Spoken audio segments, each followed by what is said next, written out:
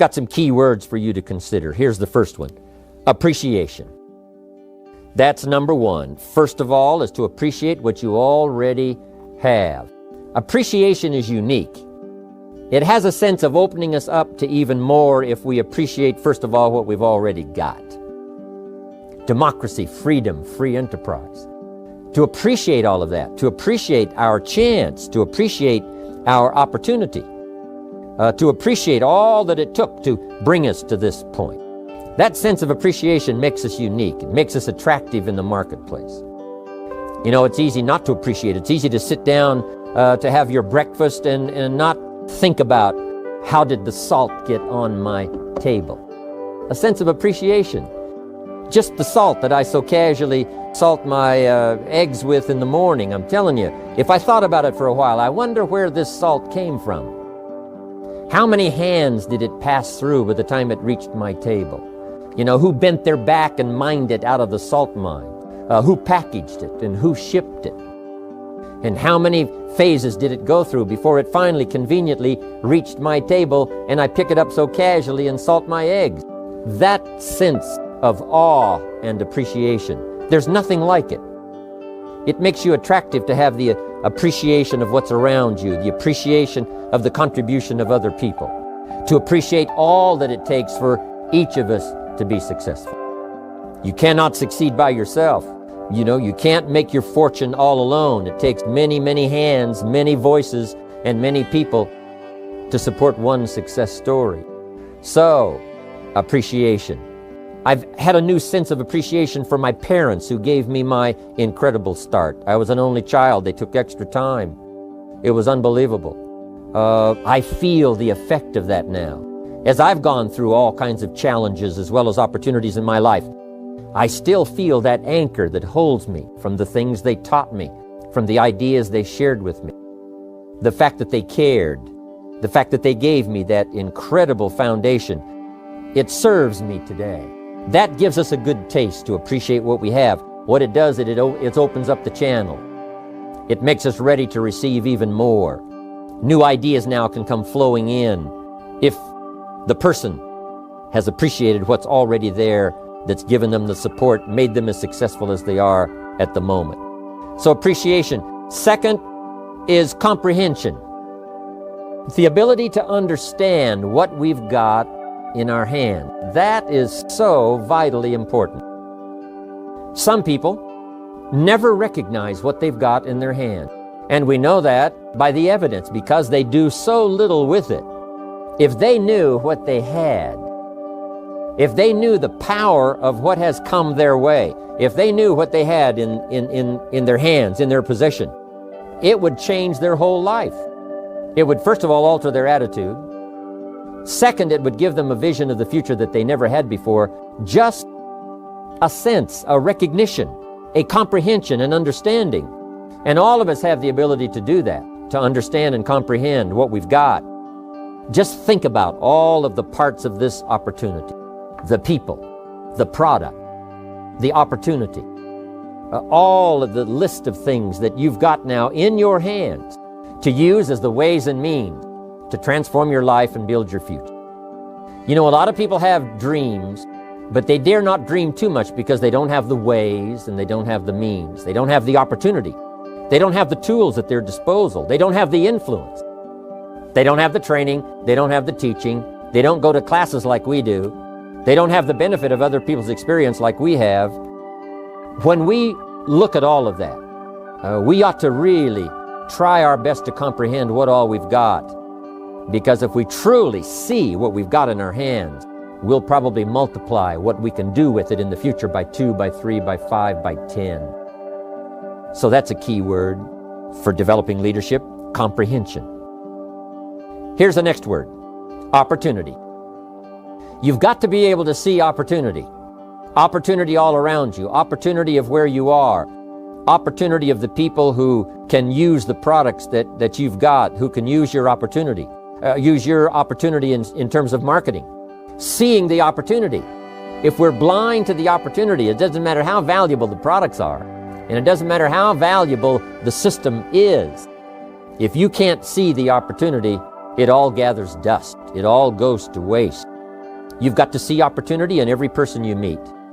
That could be another person. That could be another Mark Hughes. That could be another future president's team member. Learn to see the opportunity that's right around you. It's easy to get busy and sort of blinded and just walk along and not see what's possible and what's available. The reason I'm here today is because I saw the opportunity. An opportunity to expand my vision, an opportunity to refine my skills, an opportunity to meet people I'd never met before, an opportunity to go places I'd never gone before, an opportunity to become valuable to an institution, an opportunity to enhance my own powers of development so that I could serve other people. I recognize this opportunity. It's why I'm here today. It's why I'm talking to you today. If I hadn't have seen the opportunity, I'd have passed, been doing something else probably mediocre. But here I am in a very splendid position, an unusual position, having an opportunity to use my experience and influence and skills to touch the lives in the future of millions of people. I saw the opportunity. I took advantage of it. And I want you to be able to do that too, be able to see the opportunity. Now here's what's next. And that is integrity. Integrity means those inner qualities that you do not compromise. The inner qualities that keeps you steady when sometimes everything around you is falling apart. The integrity that helps you to maintain character, all of those qualities that give you a chance to be better than you are at the moment on into the future.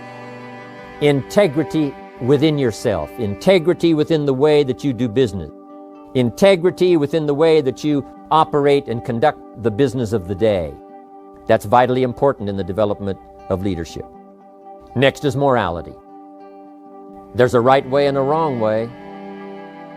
Civilization is simply a matter of suppressing that dark side of our nature and appealing to the bright, positive side of our nature.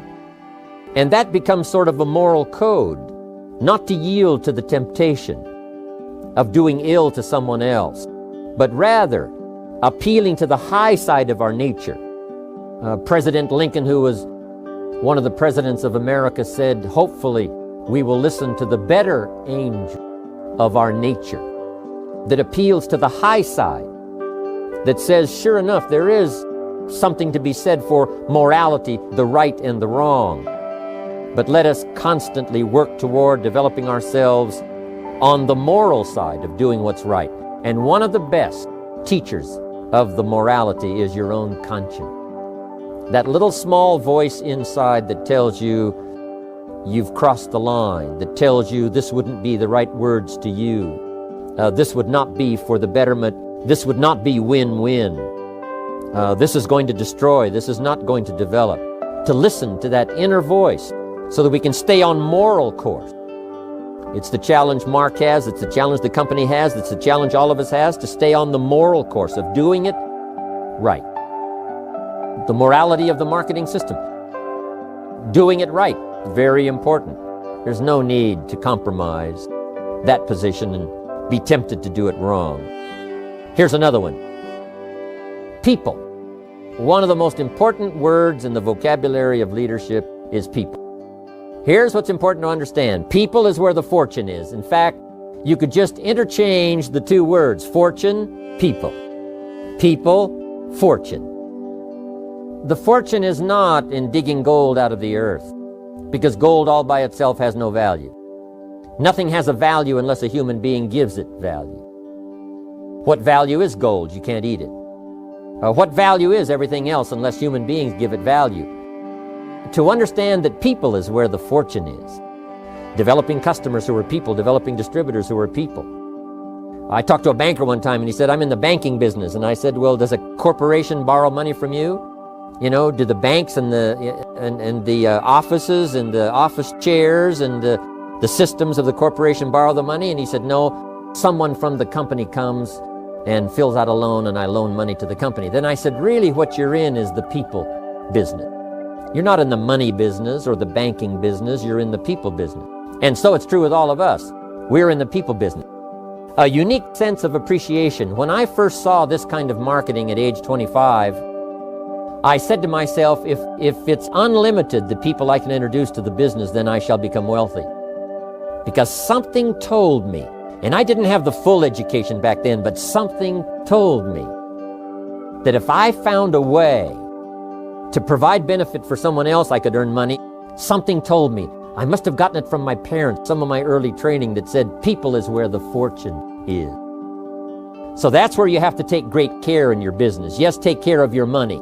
Yes, take care of your system. Take care of the setup. Take care of the meetings. Take care of all the details. But here's what you've got to do if you really want to make a fortune. Take care of your people. Because people is where the fortune is. If you help them grow, they'll help you grow. If you develop them under you, they will lift you up. You can lift up sales and it'll fall back down. You can lift up volume and it'll fall back down. Lift up the people and you won't fall down. You'll have the foundation. There you'll be ready for the future.